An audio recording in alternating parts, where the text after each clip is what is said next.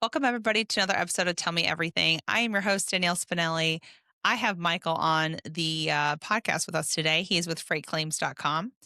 I met him at the TIE User Summit in 2024, and he did a presentation there at TIE about his freight claims software. They are integrated directly with TIE. They're integrated with a bunch of other TMSs too, so not just throwing TIE out there. But anyways, they are like from what I know, I mean, I guess he said there is technically a competitor, but they are like the only ones that are really handling freight claims the way that they should be handled. I know a lot of people want to keep this in-house and have somebody on staff to do that, which you can have that, but then why not have it where they have a lot of things automated and make things faster for them? That way they can actually handle other things than just freight claims and kind of really get your maximize your money out of your, employee. So freightclaims.com, be sure to check them out. I'm a huge fan. They have really cool software. They came a long ways too. They're coming out with new stuff all the time. In fact, he was just telling me about in February, they're coming out with a big announcement. So be sure to check them out. Like I said, cannot suggest enough. So let's jump in this episode and learn more about Michael. Tell me everything. Tell me everything. Well, thanks so much for joining me. I have been wanting you on here forever, so this is finally happening. Hey, Yeah, I want you to, if you would, introduce yourself, kind of say your whole, like where you came from, starting out in logistics, how did you get started, and then kind of where you're at today there with freight claims. yeah, thank you. And I appreciate the opportunity to be on your show. It's so great to see you again. I Uh, know. my name is Mike Schember. I'm the founder and CEO of freightclaims.com. I've been in transportation since I was 19 years old. I started at a company back in the day called Overnight Transportation. Was my first real big job, man job at 19.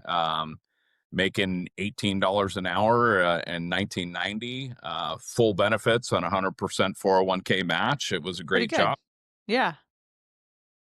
Worked there as a dock worker for about 6 years, and then I got into OS&D and distress freight, and really learned how cartons get damaged and shipments get lost, and tried to find homes for over freight and recouping damaged freight to send back to the shipper for claim mitigation.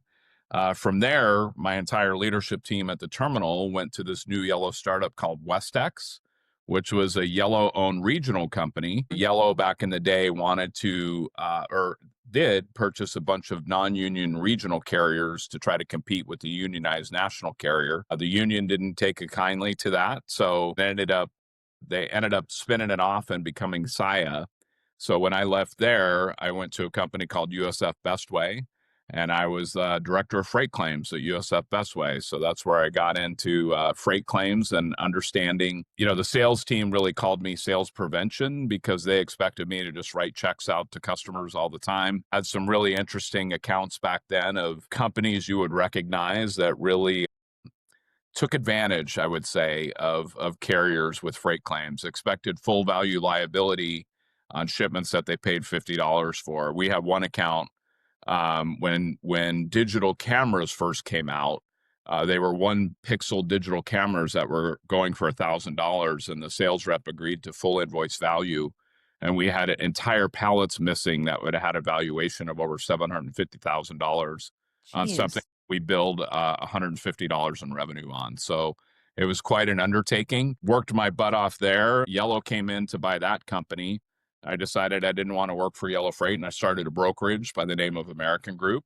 Ran American Group for almost 2 decades. Really felt like freight claims was an area that doesn't get a lot of attention, whether you're a shipper or a broker or even a carrier for that matter. I always say is the last department to get any resources. It's the position or department that everybody loves to hate. And the reality is you're dealing with all the mistakes that your customers and your fellow employees make, Yeah. really trying to minimize that loss as much as possible and educating customers on how freight claims work. So bought the URL freightclaims.com about 10 years ago with the vision of bringing this to life. So what we've created is essentially, in layman's terms, a CRM for freight claim management. It's all about visibility and keeping your claims moving. We do have some AI functionality and some automated workflows in there too.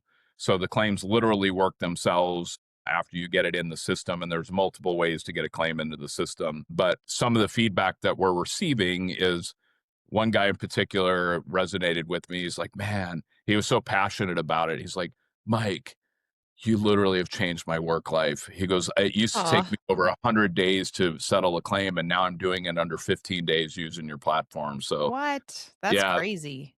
I love to hear. Yeah, that's really exciting. Yeah, freight claims is definitely like the ugly stepchild that you're like, I which is sad to say ugly stepchild, but you know what I mean? Like the one that's like in the corner and you're like, I'll deal with you later, or I'll just write a check like you said and just keep my customer happy because you at the end of the day you want the freight. But that's a interesting like you said, it's definitely I don't you're the only one that I know that's out there that does this, right? You don't really have any other competition. Yeah, I've got one out there. They got bought out by a major corporation. So Gotcha. our name is definitely out there. I think the URL helps. I mean, Yeah. the really describes what it is that we do. Another part of our business is we do full outsource too. So we'll manage claims on behalf of clients, whether they're shippers or even carriers, Mm. work from start to finish for them. That's nice. So that way they don't have to necessarily hire somebody. Cause that's kind of, I think the big thing right now with all we were talking kind of prior to this about how many brokers we think will probably be going out of business. Carriers are going out of business left and right. And even I know shippers, like different manufacturers, are consolidating because they don't have the ability to keep up, the demand of whatever warehouse and stuff that they have. So definitely the logistics space, I think, is changing. Hopefully 2026 things will get better, but who knows? But I think in that same mindset, a lot of them are like, we can't hire. A lot of people are doing layoffs and can't hire, but obviously this is a need. So I think that's great that you guys have that. So with freight claims, I guess what is like the biggest thing that your customers have been like, even just like the automating and putting it in the system? Because we met at hold on, I'm going all over the place here, but we met at it was 2024's Ties summit, and I remember seeing it and I was like, oh my god, this like nobody talks about this, and how easy is it just to transfer, like it's a claim and it just transfers over. Like for Tie, for instance, I know you're integrated with other TMSs, but that's basically how it works, right? If it's integrated. Yeah, essentially. So we've got integrations with a few TMS providers, and so they'll push the information into us. You process the claim in our software, and then we push status and payment status back into the under the shipment profile in those TMS providers. So everybody will have visibility of the current status of that claim on your ops team and your sales reps, which is really really cool because then it prevents the sales rep from always pinging, "Hey, where are we at with this claim?" They can see it right from within that shipment profile in the TMS. So Yeah. that makes it a lot easier. But these carriers too. I mean, some of these carriers lack sophistication. So we've tried to create some APIs to submit claims to carriers. We've got two of them in the works right now, but some of them are like, hey, we don't want to make it easy to file freight claims, and I Right. get that. Hmm. But I don't ever see a truckload carrier having a claim API. So we're working through some AI in order to get a claim submitted that doesn't require so heavy or rely so heavily on email. Okay. So some things that we're working towards right now. Gotcha. So I guess with that, how would that work exactly? I guess I know you're still working through all the things, but how would Yeah, AI be able to but do that? it'll essentially create the email for you. So right now we can ingest the shipping documents in our system through AI. So we ingest the documents, we scrape the documents, we compare the data across the documents automatically, and we tell you where there's conflicts. So, when we did our user interviews, it seemed like the biggest pain point was making sure that you had the right documentation to substantiate the claim. Yeah, Yeah. you'll probably have a copy of your bill of lading or delivery receipt in the system, but you don't necessarily have the shipper or consignee copy. And you're Yeah. always going to need to have that invoice to substantiate the cost. And anything that you claim needs to be substantiated, whether it's labor costs, repair materials, salvage allowance, anything like that. The biggest part, another reason why I started this too is people. There's not a lot of places to turn if you have claim questions, and you're not going to hire an attorney for a $2,000 or $3,000 claim. Right. So through using our software, we have a series of templates in there and timelines that you follow to make sure that the carrier is responding in time. What's the obligation of the claimant? I mean, the claimant has a duty to mitigate the loss. They're not entitled to profit off a carrier's misfortune. So if they're able to replace it or repair it, they have an obligation to do so, or the carrier can flat out decline it. So Mm, you've probably heard of carriers issuing what's referred to as an on-hand notice. So mm. he refuses the shipment due to damage. Carrier wants to return it back to the shipper to mitigate the loss. Some of the shippers are like, "No, I don't. I only sell new product. I don't want it back." Well, the carrier can legally decline that claim if you're not willing to mitigate that loss. So it's Oh, always really? on the claimant to receive that freight back and mitigate the loss where they can. If they can't, then that's one thing. They need to document why they can't mitigate it, but they at least need to show an effort that they're trying. So Yeah. basically, the effort could just simply be an email saying that you tried, type thing, or Yeah, like, with "Hey, some I'm requesting this." I mean, it's so crucial to make sure that everything is documented at time of delivery. I mean, a lot of examples I give is, the LTL carriers through my career have done a great job of limiting their liability. When I started in trucking, everybody had $25 per pound release value. Now Mhm. those release values are tiered based upon the freight class.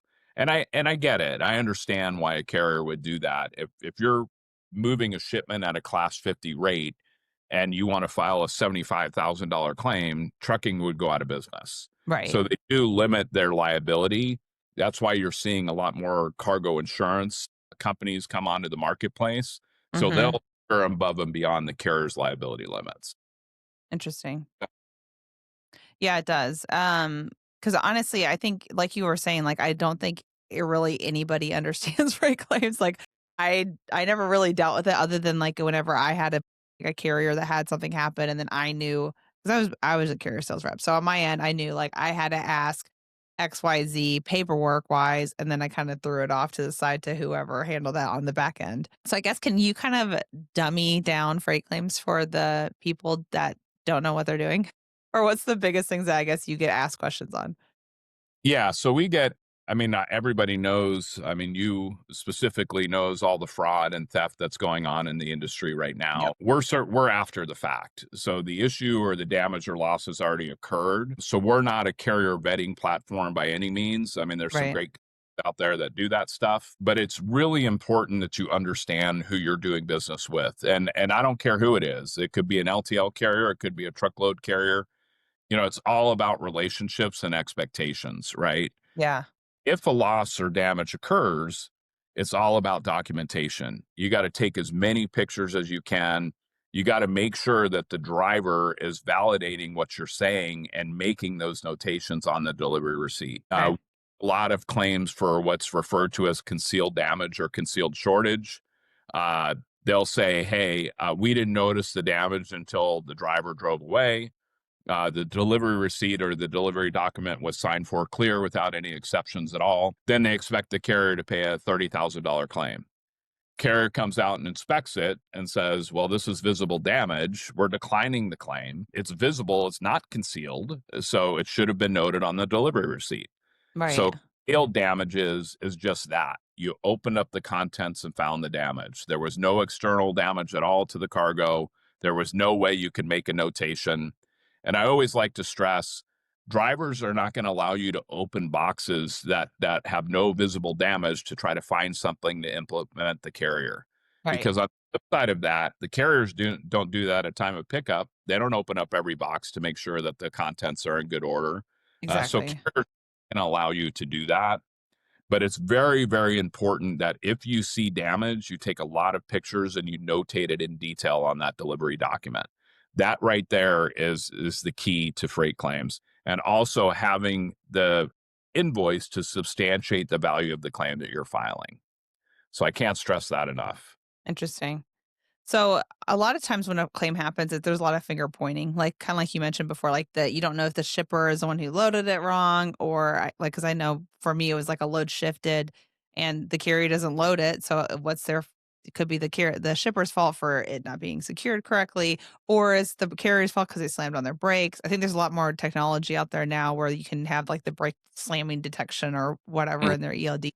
But whenever it comes to, like, finger pointing, I guess what is the best is it just basically the documentation like you're mentioning on how to handle that? Or is there a lot more ways to push back on, like, a shipper, for instance, to Like if this is my customer and it seems like they definitely like there's a pattern with them, right? Like this keeps happening. Like to me, that's you guys are loading things wrong. That is not, or you're packing product wrong. That's not necessarily me. And I don't want to not have you as a customer, but at the end of the day, if you're billing me for all these things, is there a way to kind of push back on that, or have you? I'm sure you've seen this a bajillion times because I know I have in my little world. Yeah, absolutely. So, it's important to also read, especially the LTL carriers, the carriers rules tariffs. So, the carriers rules tariffs is just that. It's the rules and bylaws of doing business with that carrier, right? So, in Hmm. there, so they detail their prohibited commodity list. So, there's a list of commodities that they will not absolutely haul.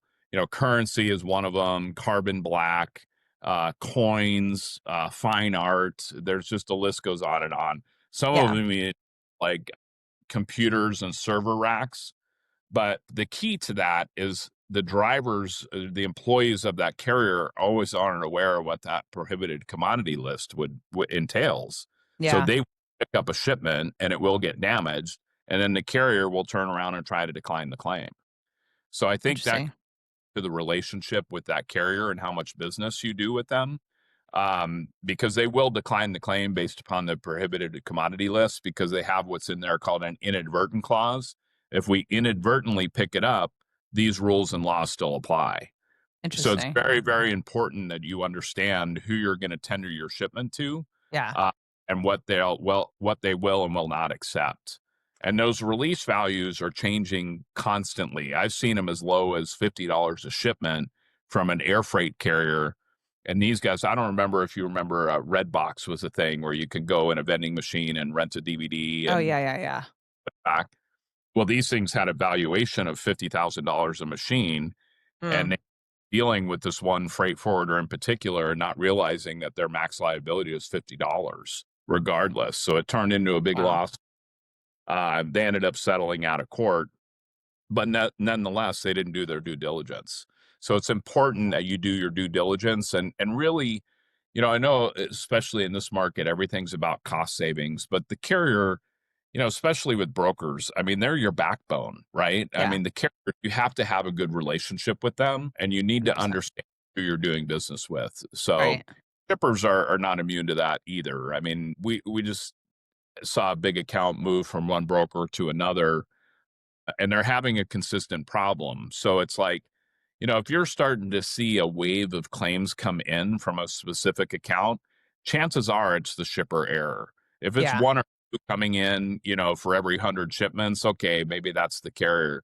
But if you're seeing 20 or 30% of your freight either lost or damaged, there's probably something on the shipper side that they can do differently with that packaging. So Yeah, really, exactly. the thing with freight claims that I always say is take the emotion out of it and look at the facts. You know what I mean? I mean, Mhm.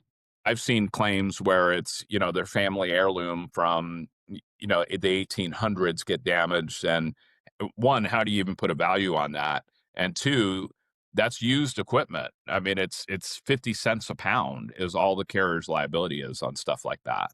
Oh, So wow. that, yeah, really, it's all about educating yourself and understanding on who you're doing business with. So a lot of that's outside of insurance then, right? Like this isn't like your insurance exclusion list. This is like within the carriers, like their contract, I guess. Is that kind of how you find that or is it insurance? Yeah, no, it's care most of when I'm speaking of this, I'm really speaking to the LTL guys. It's Gotcha. most guys are self-insured. So as Mhm. far as is concerned, that's why they Gotcha. put limits of liability in there. So it's all detailed in their rules tariff. Certainly you can have a contract with that carrier that supersedes that rules tariff.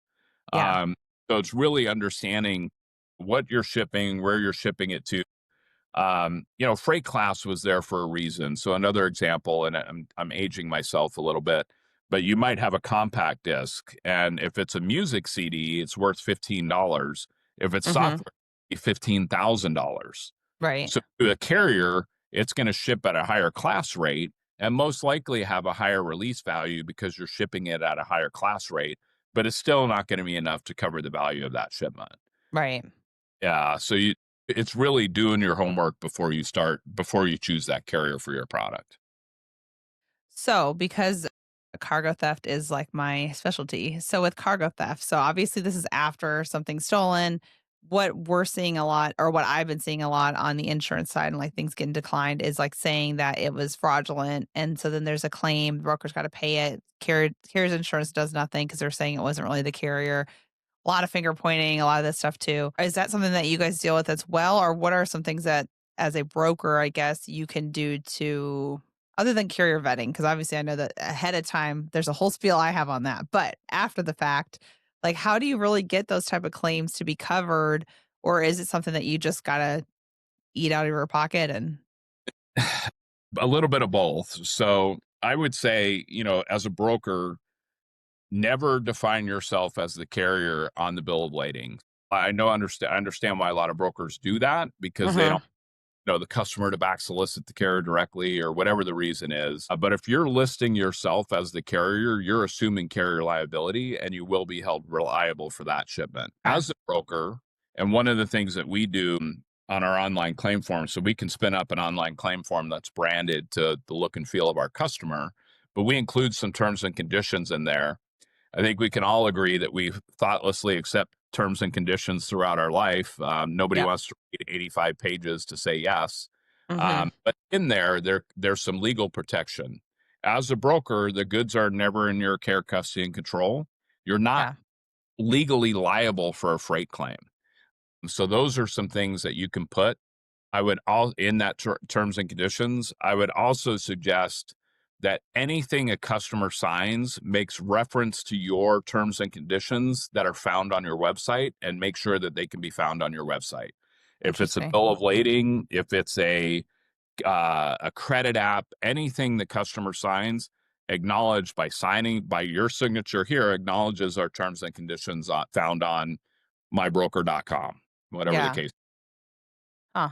But as far as the theft is concerned, we get a lot of those claims too. There's sometimes we can pursue it. So the one example that we were successful in is the carrier's email was hijacked, right? So the Mm-hmm. carrier does have an obligation to make sure that their IT is secure, I'll Right. say. But it's not necessarily a cargo claim at that point in time. So you really want to figure out what kind of insurance these carriers have. Maybe they have an emissions and errors policy. Maybe they have a cyber policy. So it would just depend on the policy that they have and the policies that they have on what would initiate coverage for that loss. Okay. Uh, Another point I wanted to make is I would also suggest that on your broker carrier agreements, that you indicate in there that the broker is giving you authority, giving authority to their insurance company to share policy information. So we're seeing a declination for lack of coverage when Mm-hmm. the insurance about it, they say that's between us and the insured. We can't share with you. So Oh, if you have interesting. a Yeah. carrier agree to share that information with you, you might actually find something else that might cover that loss, that triggers that loss, that coverage for that loss. Interesting. That's kind of Yeah. like a duh. I can't believe, you know, I but yeah, I never would have thought about that other than now. That's crazy. Yeah, that makes total sense. Okay, so another question is cluster theft. I'm sure you've seen this, and I know this is like the biggest way that theft is hitting people's pockets is, and I'll explain cluster theft just in case if somebody doesn't know. Cluster theft basically is like whenever it's like a bad actor that's taking, maybe 5 pallets off each time, then manipulating the BOL, and they keep going in and doing repeat shipments. The receiver usually doesn't do inventory for, sometimes I've seen it 6 months to a year. And then all of a sudden they realize, oh, we're really low on inventory. Something happened. A lot of finger pointing goes back and forth. Usually the broker calls the carrier and is like, hey, we're having a lot of shortages. Did you see shortages? And they're like, no. And then they have wind of it. And if they're a bad actor, they just escape in the wind and who knows where they go. So those type of things, to me, that's when in your shipper contract, like your shipper broker contract, should have something in writing saying that they only have X amount of time to submit some sort of claim, especially when it comes to this, like when it comes to not doing inventory in time, and even specifying that not only the claim needs to be submitted, but inventory needs to be checked X amount of time. Otherwise, the finger pointing back and forth, it's really hard to say, will nobody in your warehouse did somebody in your warehouse take it, or is it the carrier, or is it the who is it that did that? Are you guys seeing that a lot, and do you have any other suggestions than what I said on how to mitigate your risk? Yeah, I think, I mean, everybody's got a camera in their pocket these days. So, I mean, if it makes sense to take a picture of the bill of lading and share it with the consignee while the shipment is in transit, that way Mhm. you will document there. You only have 9 months to file a claim from the date of loss. So Right. if it's 12 months go by and they realize they're missing 100 TVs in their inventory, the carrier's not liable anymore. Yeah.